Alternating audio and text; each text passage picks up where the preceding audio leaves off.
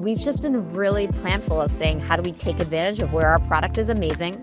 How do we form a relationship with fans and prospective fans? And then how do we market the hell out of what we have to offer in a way that is palatable to our consumer? And again, we're showing, it's driving viewership, it's working.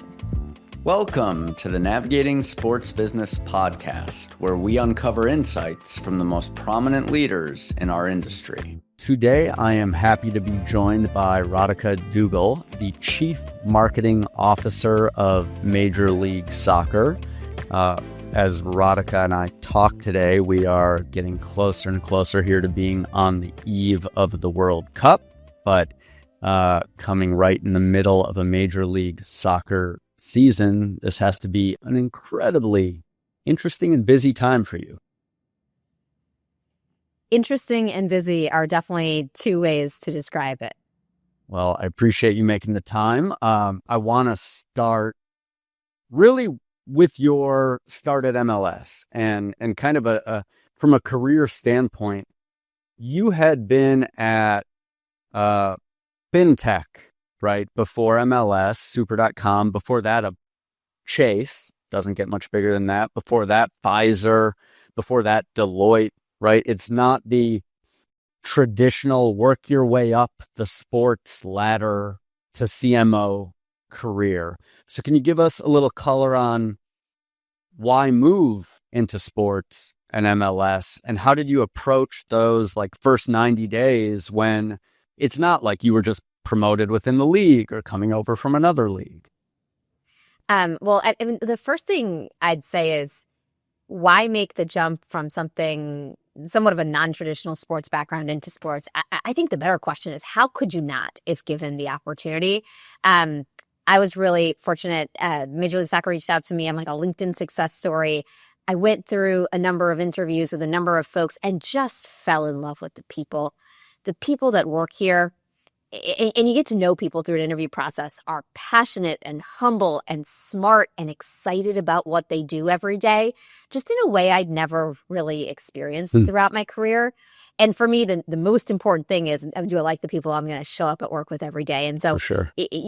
Take that and add it to Messi had joined the league a year roughly prior. The World Cup was coming. There was just no way to say no by the time I had gone through the interview process. But to your point, with no sports background, transitioning was not super straightforward. And I'd say there were three things that I really focused on in kind of that first 90-day period, but they all come down to listening.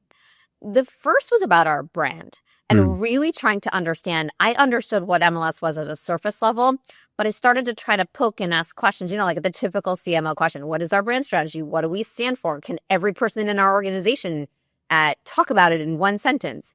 And I think while it was so clear that MLS had incredible momentum, there was an opportunity to get slightly sharper on how we articulated what we stood for. So the first conclusion I sort of came to over that 90-day period was, okay, we can be thinking about our brand strategy. And that became sort of job number one in my first, call it 6 months. The second thing was, I'd never worked anywhere where you truly split the funnel. At Chase, for example, you can control everything from brand marketing through seeing every conversion. And yes, some of the conversions happen in a branch and some of them happen in an app, and you don't have full visibility, but you mostly do because that's all contained in your ecosystem. At MLS, it's really different.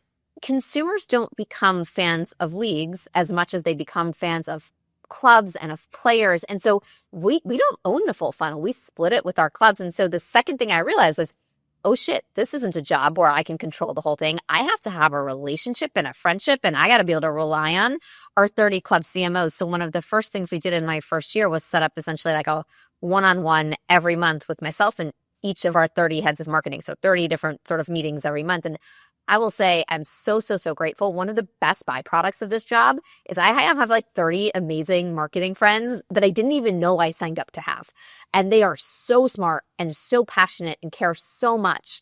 So that's probably point number 2 in the 90 days of things I realized. And then point number 3 was just about my team.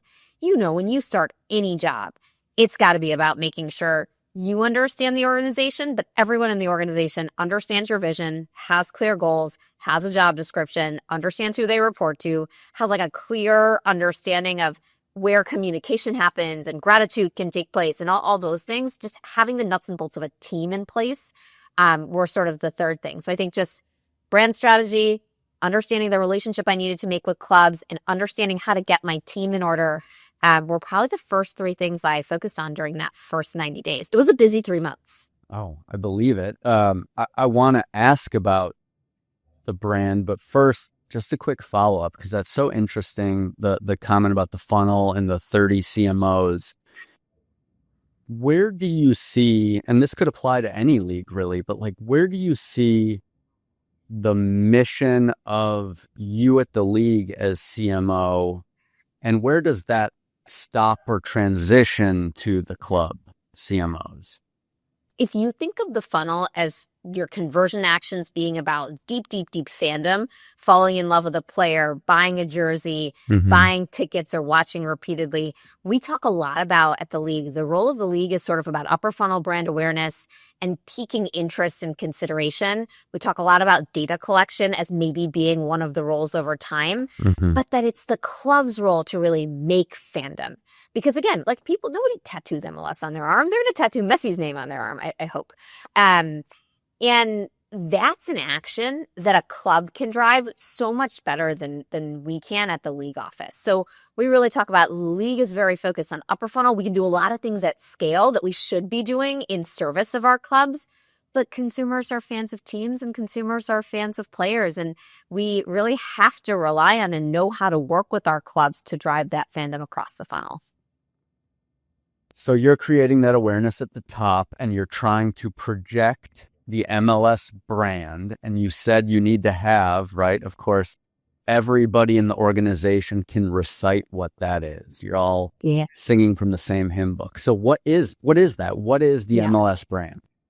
And before I answer that, and I will, I also want to make really clear, we're not a brand organization only, if that makes sense. We do have a conversion action that we optimize for, which is actually viewership. We want people to watch our matches across the league office. And we've got, which I'd love to talk to you about, a really strong handle on what creative and what investment in paid media and what use of our orchestrated own channels it takes to drive that viewership. We now have a great handle on that. So we can talk about that later. But I want to answer your question specifically on, well, what in the world is the MLS brand? So we spent, call it my first 6 months, really thinking about this. We did consumer market research, if I remember right, 3 to 4 rounds of it. We did a number of stakeholder interviews throughout the MLS ecosystem, club CMOs, owners, league office executives, people in the industry like partners and things like that. So consumer feedback, stakeholder feedback, and then a pretty robust competitive audit to say, listen, across sports and entertainment, which is really where we're competing for attention, how do others position themselves and where is there a gap in the market? I'm a consumer behavior nerd. And so we use a framework that Bain created in 2015 called the Bain Values Pyramid. And what they do is they lay out what are 30 universal elements of value that any B2C company could offer a consumer. We use that as a starting point in our work so that we weren't trying to like reinvent the wheel and what could we be offering. And where we landed is that our primary brand value, the thing that people choose us for and the thing that we deliver on the best, is about fun and entertainment. Full stop. That is what our product is for. And on top of that, we also are sort of the most inclusive and diverse league ever. So like being welcoming is really important. Having forward momentum is really important. We found that consumers really like the idea that they're part of our history. They're making our history as we grow because we're a bit younger than the other leagues. And we stand for quality soccer. Right or wrong, like people come here for the sport. And we've got quite a lot to offer there. So our brand is about fun and entertainment. We have those other elements of value that are around being welcoming and creating a culture of belonging, really high quality soccer, and growth and momentum as well. From where you are in that brand identity and those kind of core pillars you just outlined, to where you want to be, are there aspirations you would call out that either evolve from those or add on top of those? Yeah, I'd say we feel really good that that's what we want to stand for, that people choose us and we want them to continue to choose us because we're fun. But I think how you define fun is really important. So number one, we know that is all about the on-pitch play. How entertaining or exciting was it when someone did that incredible bicycle kick or scored that goal? That is number one to our fans because that's our product. Our product is soccer, and awesome soccer that is fun to watch. Mm-hmm. The second piece of that we're really focused on is how do you start to attract more and more fans to the game? Soccer in North America is a little bit of a younger sport, for lack of a better way of putting it. And so how do we infuse ourselves into everyday culture to make sure that we're showing up in the right places so that a fan that's maybe not a diehard soccer fan starts to take notice? One of the things we've been doing over the past, call it year and a half, is focused on using all of the levers in our ecosystem to do exactly that. So our league is really fortunate. We have a number of folks with quite a lot of notoriety who own our clubs. And we've been reaching out to those folks and saying, hey, would you take part in our marketing campaign? Would you be willing to share our advertising? Listen, like some of our owners have huge social followings, are incredible stars in their own right. And sometimes it just takes us asking. They've invested in the league because they're soccer fans and they want to grow it in North America. And what we've found is they're also just incredibly willing and receptive to help. And so we've asked, and a lot of them have stepped up and started to help either by taking part in our advertising or sharing our advertising. Can you call out one or two of those? Yeah, Beckham is going to be the first one everybody thinks of when they think of a MLS owner with a huge following, even though he's not the majority owner, but he's part of that group. I will talk about things that have already launched, and I will ask you to watch or be on the lookout for our new campaign that'll launch during the World Cup. Okay. But things we've already launched. At the end of last year, for our playoffs and cup campaign, we had Issa Rae both sort of lead a 3-part social series, as well as be kind of the voice of our kind of TV campaign. She's the owner of San Diego FC, a part owner of San Diego FC. And by the way, like, what an incredible person to have in our corner. She has such an incredible social following. She's so relevant today. And it's just cool that she's a soccer fan and she's willing to help us out. And I didn't get to attend the shoot, but our creative director always talks about what a joy she was to work with. And I just think that that's incredible. Huge. In addition, at the beginning of the year, we kicked off our season with Magic Johnson, part owner in LAFC, and we had a really fun ad with him and Sonny, who's an LAFC player, and a number of others sort of on kind of a phone setting. And so again, like, these are folks who have huge social followings, who matter in the world of culture and sport and entertainment, and they also happen to be invested in our league and wanting to see soccer grow in North America. So all we did is reach out and ask, and we're just really fortunate that they were lovely to work with, that they said yes, and we're excited to continue that trend. From a leveraging player standpoint, you mentioned Son. I am a Tottenham fan, just so you know, so please send your sympathy and empathy. I will excuse you for that, yes. Oh no, excuse me. Are you an Arsenal fan? I'm learning. So it's really interesting. I hadn't seen a soccer match prior to joining Major League Soccer. Oh, okay. So I'm building. I am like the fan we're trying to achieve conversion of. So I'm learning. I'm like going around and I'm like reading a ton about different players in different clubs globally. It's just such a cool thing to learn. Yeah. My MLS fandom, just so you know, is tied to who our clients are. So I am a polyamorous fan.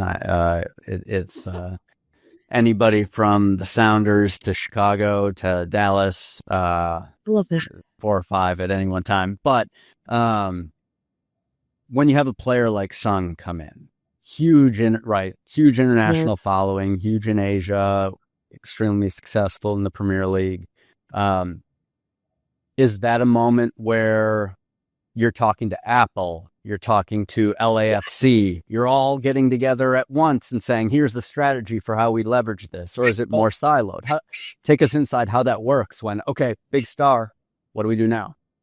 One of the things I'm most proud of is we've basically built this playbook as a marketing team to do exactly what you've mentioned. How do you pull every lever at your disposal, and how do you have a coordinated campaign to welcome someone into the league and make the biggest deal about them joining and introducing them to the world as an MLS player?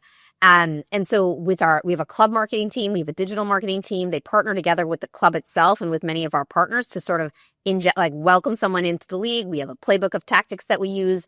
We often are doing a daily stand-up around sort of transfer time with the clubs to make sure, hey, we've run these tactics. Here's what worked. What did you do? How are we collaborating? And I think that playbook enables us to do what I think is like the single most important thing when it comes to welcoming a new player into the league. And that is not only making them a star, but making sure that we are reaching the communities that have already fallen in love with them and bringing those folks into the MLS. Yep. Just because you are a fan of Sunny doesn't mean you are a fan of LAFC. And our job is to make you a fan of LAFC and then ultimately a fan of Major League Soccer. The star player brings people in, but we got to figure out how to capture those people and make sure that they stick with us. Yeah. No, that makes sense. By the way, just so I don't get yelled at by Kevin Kane, who leads all of our soccer work, I'm also a fan of Inter Miami and the Quakes and Atlanta United. So I'm a fan of all of our 30 clubs. Yes. Well, when this releases, we will be right on the eve of the World Cup. So let's talk World Cup.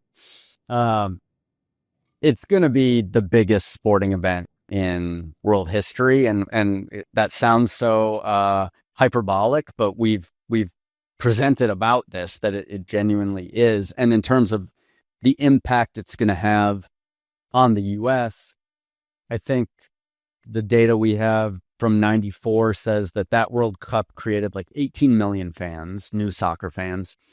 This one we were projecting will create upward of 55 million, and I think has already created like 39 million who say that the excitement of the World Cup has started to bring them into kind of soccer fandom and the ecosystem more broadly. So you have the World Cup. You alluded to the fact that we all have to keep an eye out for the campaign, but without being a spoiler on that, can you just take me inside? You start in 2024 at MLS. As you said, one of the exciting things about that, I'm sure, was, well, the World Cup's going to be in 2 years. I'm sure you, like the rest of us, can't believe it's actually here.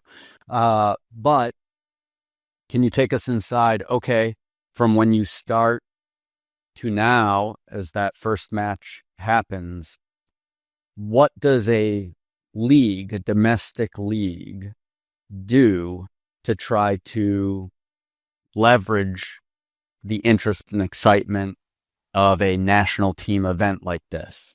How do you give us the playbook? How do you take advantage? So I've learned that we've taken 4 steps over the last 2 years. And I would disclaim this by saying I'm on this 2-year journey. Others have been, I think, on like a 5 to 7 year journey. And I had the benefit of inheriting some of their hard work. I can think of so many colleagues that did so much before I got here to even set us up to have the campaign that we're going to have launch in a couple of weeks. So I have such gratitude and for them, and just knowledge that this isn't mine, this is ours collectively. And I can do this because of all the things they did before. So I should start with that. But 4 steps that we've taken in my 2-year tenure.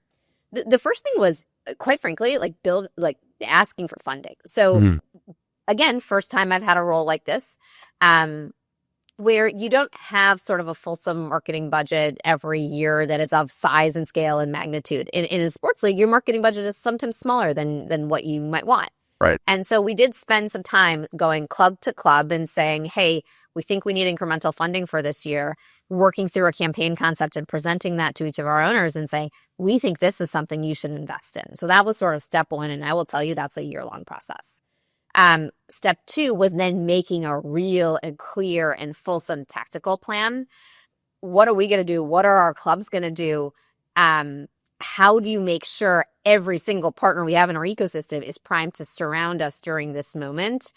And that's not a small thing. You know, as part of that planning process, we have a once a week meeting with every single one of our 30 clubs. Just imagine that 30 meetings take place every week just on World Cup. And we have a fabulous club marketing team who just does God's work to make sure that we're all marching to the same tune. We all have the same ideas in our head. We're all doing the right stuff at the right time. So the plan is incredibly important and very coordinated. I should also call out, it involves a number of really capable and incredible partners. In the plan, the thing I'm the most proud of is the idea that we, with our clubs, are going to market together. We have one coordinated plan across league and club. We've never done that before. And for some of the clubs, we've even made creative assets together, which also we've never done before. So we didn't make one asset, we made 16 assets, which is, I just think, incredibly cool. And by the way, our team size did not grow as we made 16 assets. So our team has just been amazing in doing this. So get funding, make a plan, and then the third thing is like build all the assets. So this is everything from creative assets to physical in-person activations. We've launched a number of soccer celebrations. I think there's a national press release that went out 2 days ago maybe, but a number of our clubs have announced their soccer celebrations kind of along the way over the last 1 month.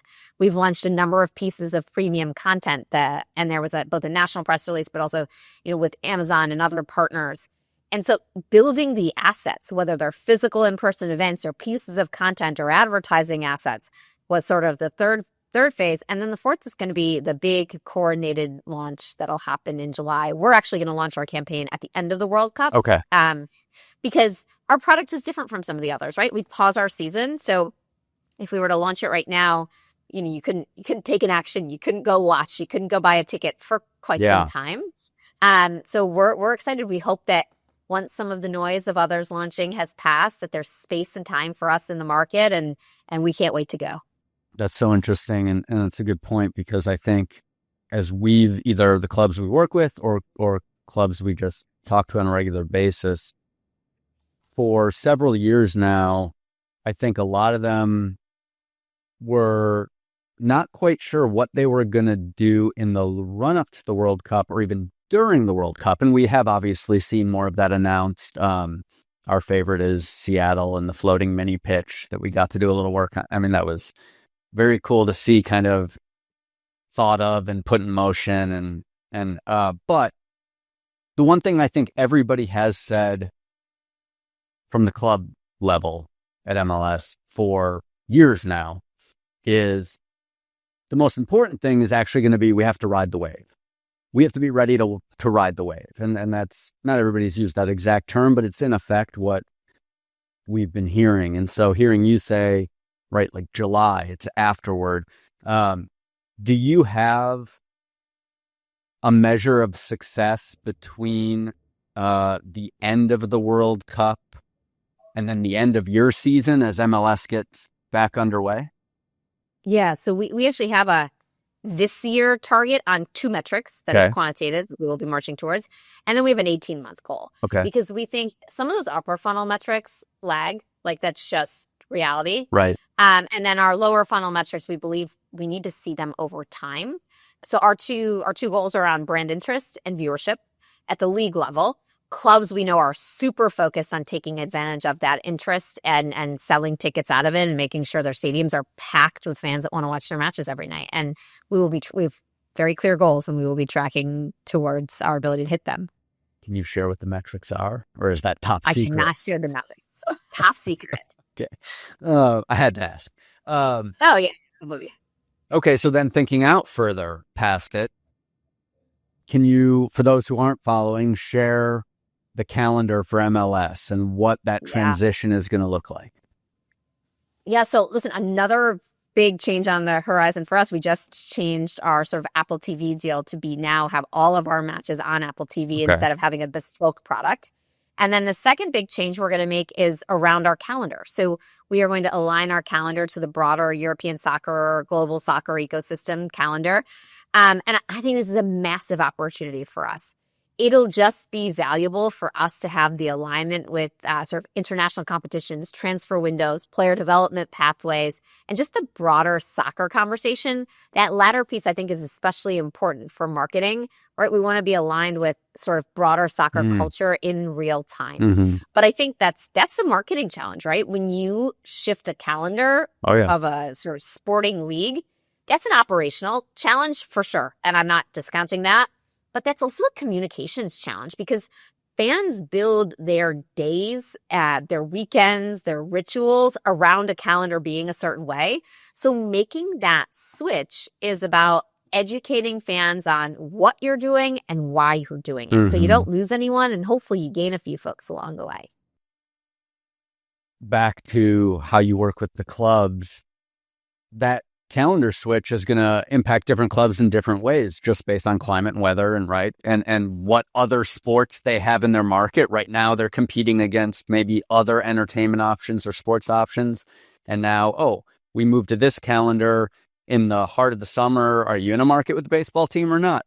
How do you, again, from trying to keep what you can kind of control and your goals at the league in focus, how are you kind of working with different clubs that are going to have very different challenges and opportunities related to this?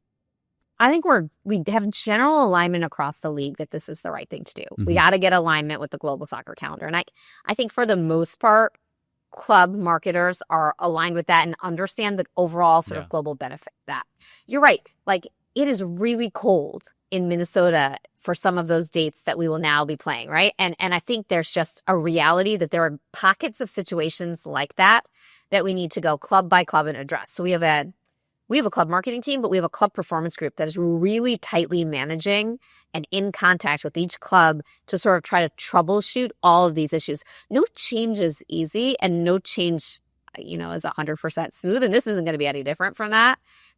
But my best hope is two things happen. Number one, we all have alignment that this is the right thing to do. So we're all in it together. We're all marching towards the same goal. And we all believe it's right. I think that's actually already there. But the second is we can, at least as a league, demonstrate empathy and willingness to troubleshoot and work through this with clubs. Like, at the end of the day, that's really all. We're all running a business together, and that's the single most important thing in my mind. We show up in the right way. We try to solve the problems, and we're going forward together. Yeah. I mean, ideally, if it's good for the league, rising tide lifts all boats. Everybody figures it out. Also good for the league is stars and star power. Yes. I'm sure you can't do any interview. You've mentioned him once or twice already, but Messi always, I'm sure, comes up. When you started this job, he's already at the league. Yep. How did you, if at all, was that like, okay, obviously a big part of my job is a Messi strategy and a star strategy, or, okay, Messi is such a big star unto himself. I don't need to focus on him. I need to focus on other players and other stars. How did you look at that? I will tell you, going through the interview process, I'm not sure I appreciated what a big star he was. And then I got here, and then I realized, and boy, does something like that hit you like a ton of bricks. That's an asset that you have in some way, shape, or form. And what I've come to realize is that it's not about marketing Messi per se. It's about thinking about how you take the attention that someone like a Messi or any other star player that we have, to whatever degree they are a star, how do you take that attention and systematically convert that into fandom? Because if someone is a Messi fan just because they fall in love with Messi, how do you then get them to become a fan of another player? Or if they're an Inter Miami fan because they're a Messi fan, how do you get them to watch their local team's match if they don't happen to live in Miami? How do you take the interest that stars bring and convert that into fandom of clubs, fandom of multiple clubs, potentially fandom of multiple players? I think that's the remit, and that's the goal anytime we bring in a star player. They bring awareness, they bring ceremony and excitement, but then how do you turn that into something for the broader good of the league? Once you have the product you can market, all you need is the ability to communicate with the customer in a way that makes sense to them, right? Orchestrated channels, right message, right time, all of that. And we've just been really planful of saying, how do we take advantage of where our product is amazing? How do we form a relationship with fans and prospective fans? And then how do we market the hell out of what we have to offer in a way that is palatable to our consumer? And again, we're showing, it's driving viewership. It's working. Is there anything else? I mean, this is all such good advice. Is there anything else for somebody who wants to be in your shoes that you think is a key as they try to build their career? If the someday, hopefully you'll retire.